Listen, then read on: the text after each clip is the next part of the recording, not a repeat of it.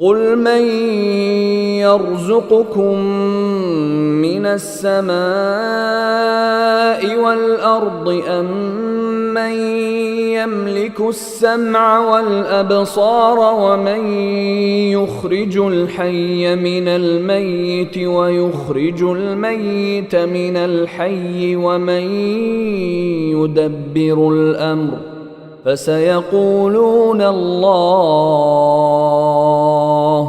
فقل افلا تتقون۔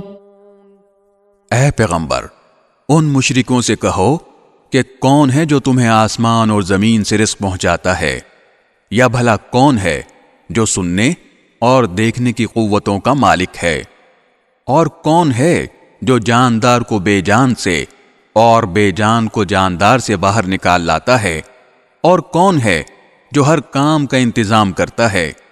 تو یہ لوگ کہیں گے کہ اللہ۔ تو تم ان سے کہو کہ کیا پھر بھی تم اللہ سے نہیں ڈرتے؟ فَذَلِكُمُ اللَّهُ رَبُّكُمُ الْحَقُّ فَمَاذَا بَعْدَ الْحَقِّ إِلَّا الضَّلَالُ فَأَنَّى تُصْرَفُونَ۔